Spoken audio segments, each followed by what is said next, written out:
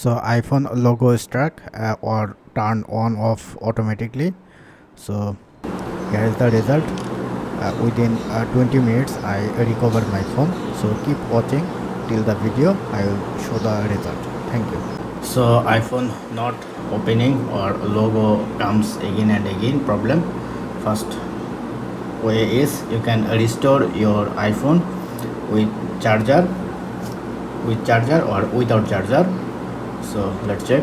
Power volume up, volume down, and then press and hold this icon.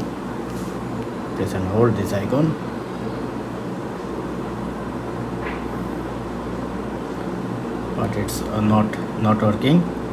And second method is you can try and push hard your power button again and again. Sometimes it's jam like a crazy. And if those all method is not working, you have to go your PC or your MacBook.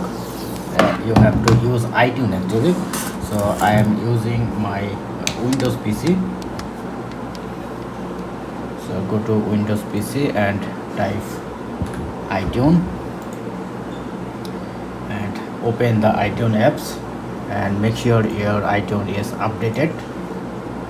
It's connected, and volume up, volume down, and press and hold this until this image is coming, and once comes, then go back to your follow your iTunes apps. Then here is the main tricks. Remember, suppose my iPhone is 128 GB, so if you don't have enough space on your iPhone, then you have to go with restore, and if you have enough space, then you need to go your update option. So this update version is around 8.33 GB, you can see. So I'm going with the restore option, and press on restore and update.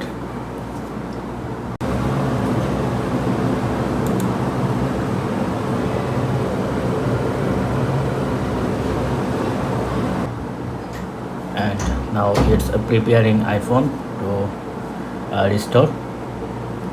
So it's need 30 or 1 hour around. It's depend on your internet speed as well. So you be patient and wait.